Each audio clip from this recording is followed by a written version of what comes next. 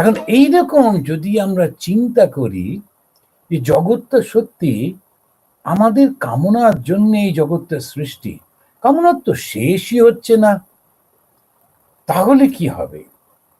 এই যে শক্তি আমাদেরকে দুটো জিনিস দেন, একটা মুক্তি আর একটা বদ্ধ। আপনি যেমন চাইবেন, আমি যেমন চাইবো, সেরকমই হবে।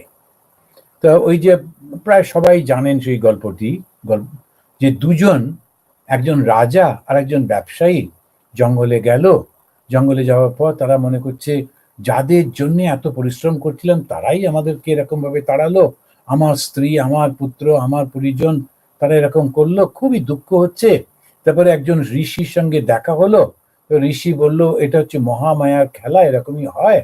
তো মহামায়াকে তোমরা যদি পুজো করো তখন তুমি এর থেকে মুক্ত হয়ে যেতে পারবে, যা চাইবে তাই পাবে। আর দুজনে মহামায়া, মা দুর্গার পুজো টুজো করলো। করবার পর যখন মা বললেন তোমরা কি চাই বলো, এই দুজনে দুটো চাইলো, খুব অদ্ভুত। রাজা বলল আমি যেন আরো শক্তিশালী রাজা হই। কিন্তু এই ব্যবসায়ী, সে বলল আমার আর ওসব দরকার নেই, অনেক হয়েছে, আমি মুক্তি চাই। তা কার উপর নির্ভর করলো? মা কিন্তু রেডি দিতে, তুমি কি চাও? মুক্তি, বেশ তো, মুক্তি দিয়ে দিলেন। আর তুমি বদ্ধ হতে চাও, আবার রাজা, আবার যুদ্ধ, আবার শত্রু, আবার ওই একই জিনিসের মধ্যে বেশ উৎসাহ, যাও ঠিক আছে, খেলতে থাকো। ওই খেলাটার মধ্যে যদি তুমি যেতে চাও কোনো আপত্তি নেই, কিন্তু ক্লান্ত হয়ে যাবার পর মানুষ যখন সরে দাঁড়ায়, ওই স্রোতটাকে লক্ষ্য করে দেখে, এটা কি করছিলাম আমি, বারবার উঠছি আর ডুবছি, উঠছি আর ডুবছি, আর কতবার করব? তখন সেই অবস্থাকে বলা হয় মুমুক্ষুতা, মুক্তির ইচ্ছা। মুমুক্ষু মানে হচ্ছে যে মুক্তি চায়, মুমুক্ষুতা, মুক্তির ইচ্ছা। এই মুমুক্ষুতা যখন এলো তখন এই শাস্ত্র, যখন শাস্ত্র পড়ছি তখন উনি বলছেন আরে সবটাই তো তোমার মনের ভুল। তো যাকে তুমি এই রকম করো, দেখো না ওই স্বপ্নের মধ্যে কত কি দেখেছিলে, যেই স্বপ্নটা ভেঙে গেল তখন কি তুমি কান্নাকাটি এ সমস্ত করছো, ভয় পাচ্ছ? কিছুই তো নেই আর। এই যে জাগ্রতটা দেখছো, ওটা ওই রকমই। জাগ্রত মানুষ যেমন স্বপ্নে দেখা কোনো বস্তুকে সত্য বলে গ্রহণ করে না, আত্মজ্ঞানীও তেমনি জাগতিক কোনো বস্তুকে সত্য রূপে গ্রহণ করেন না। তো আত্মজ্ঞানী থাকেন কিভাবে? এর মধ্যেই থাকেন, কিন্তু এটাকে সত্য বলে মনে করেন না। হৃদয়রাম ঠাকুরের সঙ্গেই থাকে। হৃদয়রামের একটু এই ছোট বাড়ি টাড়ি আছে, তো কোত্থেকে একটা গরু পেয়েছে, গরু, ছোট্ট গরু বাছুর পেয়েছে। এখন সেই বাছুরটাকে রেখেছে, রেখে রোজ ঘাস টাস পাতা টাতা খাওয়াচ্ছে। ওটা একটু বড় হবে, বড় হলে ওটাকে হাঁটিয়ে হাঁটিয়ে সেই শিহরে গ্রামে নিয়ে যাবে, দিয়ে ওটাকে দিয়ে চাষ করাবে, চাষ করে ধান ফলাবে, সেই ধান বিক্রি করবে। ও সব প্ল্যান চলছে। ঠাকুর ওইটা শুনে বলেন যে ওরা অজ্ঞানের মতো হয়ে গেলেন, এত চিন্তা করছে এরকম ভাবে, ওই বাছুরটা কত বড় হবে, তারপরে কি কি হবে না হবে, এতদিন ধরে প্ল্যান করছে। একই জায়গায় দুটো মানুষ রয়েছে দক্ষিণেশ্বরে, দুজনের দু রকমের চিন্তা। কেন? একজন ওই জগতে বদ্ধ হয়ে রয়েছে, মোহগ্রস্ত হয়ে রয়েছে, ঈশ্বরের সঙ্গে থাকা সত্ত্বেও মোহগ্রস্ত হয়ে রয়েছে। স্বয়ং ঈশ্বর, স্বয়ং ভগবান শ্রীরামকৃষ্ণ ওকে সঙ্গে সঙ্গে ঘুরছে। শ্রীরামকৃষ্ণের কথা শুনে কত লোক মুক্ত হয়ে যাচ্ছে। যেমন গিরিশচন্দ্র ঘোষ, তাকে দেখলো, তিনি কেমন ভাবে পরিবর্তন হয়ে গেলেন। তবু কিন্তু এ ঠাকুরের বংশেরই লোক, তবু হলো না। তার মানে ওই কর্মফল, মানে সঙ্গে ভগবান থাকা সত্ত্বেও হলো না। তো শ্রীকৃষ্ণ স্বয়ং ভগবান, তিনি সামনে গেলেন, বললেন, কথা দিলেন, কিন্তু তবু দুর্যোধন আর তার ভাইগুলো কিছুতেই শুনলো না, তাদের বন্ধুগুলো শুনলো না।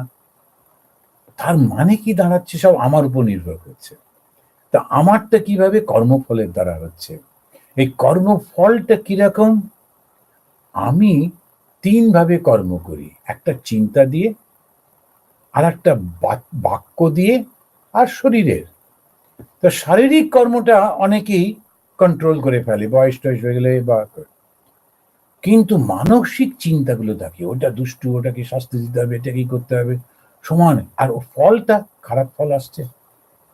কিংবা এমন এক একটা, বিশেষ করে এইটা দেখা যায় যে এমন এক একটা শব্দ ব্যবহার করছেন কষ্ট দেওয়ার জন্যে, এমন একটা সেন্টেন্স বলে দিলেন কারুর সম্পর্কে, এত মিথ্যা একটা বলে দিলেন, তাতে করে ভীষণ ভীষণ পাপ হয়ে যায় ওই কর্মফল। আর কর্মফলটা এমন ভাবে জড়িয়ে ফেলে, একটা মিথ্যা কথা ছড়িয়ে দিল কেউ, আজকাল তো ভয়ঙ্কর অবস্থা, একটা মিথ্যা কথা ছড়িয়ে দিল, সবাই মিলে লাফাতে লাগলো, ওইটাকেই তারা আবার সেই কি টুইট করছে, রিক্রুট এসব করছে টচ্ছে, নানান ভাবে আরো না প্রচুর লোকের মধ্যে ছড়িয়ে দিল, শুনেছো কি হয়েছে শুনে, কিন্তু ওটা পুরো সম্পূর্ণভাবে মিথ্যা। আমি ওই মিথ্যার মধ্যে জড়িয়ে গেলাম, নিজে জানতাম না কিন্তু জড়িয়ে গেলাম, ফল ভোগ করতেই হবে। আমি জানতাম না স্যার বললে কিন্তু তখন হবে না। সেই জন্যে খুব বুঝিয়ে শুনে করতে হয়। আত্মজ্ঞানীর লক্ষণটা কি, ওই বিচার করে করে। আত্মজ্ঞানী কোনো প্রকার ভোগের বাসনা থেকে কাজ করে না, দেহ মনের প্রাকৃতিক স্বাভাবিক চাহিদাগুলোই কেবল সে করে। এই পর্যন্ত 14 নম্বর, আমি শ্লোকগুলো বলছি না, এই 14 নম্বর শ্লোকে ভগবান বলছেন এই উদ্ধব গীতাতে, আত্মজ্ঞানী কি করে থাকে, ওই দেহটায় যেটুকু খাবার দরকার, এটা দরকার, ওটা ওইটুকু পর্যন্ত, কিছুই চায় না, তার বেশি কোনো কিছু নেয় না, যেটুকু প্রয়োজন ওইটুকু, যেটুকু দরকার ওটা নেবে। যেমন ভগবান শ্রীরামকৃষ্ণ দেবের জীবনটা দেখলে এই শাস্ত্র সমস্ত কথাগুলো দেখতে পাওয়া যায়। ঠাকুর ওখানেতে চাকরি করছেন, তার একটা মাইনে আছে, নিজে টাকা ছুঁতে পারেন না বটে, কিন্তু অন্যকে বলছেন আমি তো কাজ করি সুতরাং টাকাটা এনে রাখো। এবারে মাকে কথা দেওয়া হয়েছিল, সৃষ্টির মা যখন ছোট মেয়ে, যারা এই জীবনীগুলো জানেন তারা জানেন, ঠাকুরের মা কথা দিয়েছিলেন যে আমার ছেলে তোমাকে গয়না গড়িয়ে দেবে, হাতে বালা গড়িয়ে দেবে, কারণ ঠাকুর ঠিক সেইটা করতে হবে, মা কথা দিয়েছেন। নিজে টাকা গুনতে পারেন না, ছুঁতে পারেন না, আরেকজনকে বলছেন আমার মাইনেটা নিয়ে এসে সব জমাও এবং রোজই গুনে গুনে দেখো হলো কিনা, দুটো বালা কি হবে এতে। যখন একজন বললো হ্যাঁ যথেষ্ট টাকা হয়েছে, তখন দুটো বালা গড়িয়ে দিয়ে তারপরে নিশ্চিন্ত, কথা দেওয়া হয়েছে, কথাটা রাখতে হবে। তাহলে আত্মজ্ঞানী কি করেন, কথা দিলে কথা রাখেন।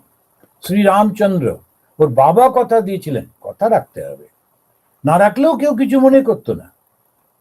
ওইটাই রামচন্দ্রের গুণ। ভগবান কেন বলি, ওই যে সত্যনিষ্ঠা।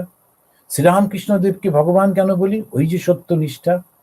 তখন আত্মজ্ঞানী পুরুষ কি করে বাঁচেন, তিনি খাচ্ছেন, তিনি গল্প করছেন, তিনি কীর্তন করছেন, তিনি বেড়াতে যাচ্ছেন লোকেদের সঙ্গে, কিন্তু সারাক্ষণ ওই ঈশ্বরের চিন্তাতে, অন্য কোনো কিছুতে নেই, ওই ঈশ্বরের চিন্তার মধ্যে রয়েছে। আত্মজ্ঞানীর লক্ষণ হলো কেউ কষ্ট দিলেও তিনি তার উপর রাগ করেন না, অথবা কেউ সেবা করলেও তার উপর অতি প্রসন্ন হন না।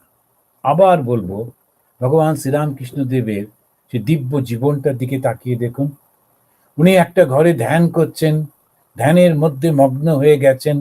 শ্রীরামকৃষ্ণের ধ্যান মানে শরীর ত্যাগ করে তিনি অন্য কোথাও চলে যেতেন, অসাধারণ। তখন জীবিত অবস্থায় মৃত্যু থাকতেন। এবারে যখন একটা ঘরে এরকম বসে আছেন, আর একজন ব্রাহ্মণ, এরা তো সব ঈর্ষা কাতর, পয়সার জন্য পুজো করে, ওর তো ভক্তি টক্তি নেই।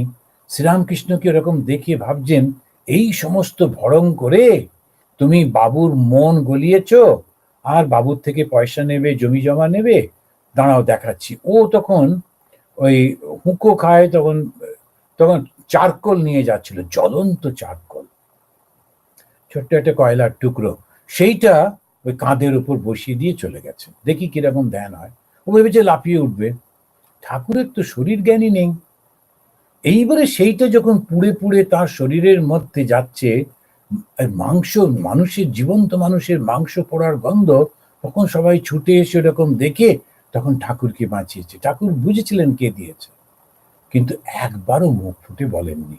এইখানে যখন আমরা উদ্ধব গীতাতে শ্রীকৃষ্ণের মুখে শুনছি আত্মজ্ঞানী কি করে থাকেন, কেমন করে ব্যবহার করেন, সেই প্রশ্নের উত্তর দিতে গিয়ে বলছেন কেউ যদি তাকে অপমানও করে তিনি কিন্তু তার উপর রাগ করেন না। দেখুন কি রকম এই মানসিক শক্তি। ধর্ম মানুষকে দেবতা করে দেয়, আর সেই দেবতার কি লক্ষণ? শুদ্ধ ভালোবাসা। ওটা মূর্খ, তাই বলে কি ওর উপর রাগ করা যায়? উনি করেন না। যেমন একটি সন্তান, সে বোঝে না, সে সমানে বাবা মাকে কষ্ট দিচ্ছে, চিৎকার চেঁচামেচি করছে, বাবা কোথা থেকে টাকাটা আনবে বুঝতে পারছে না, কিন্তু ওই নানা রকম ডিমান্ড করছে। বাবা কিন্তু ওর উপর রাগ করেন না।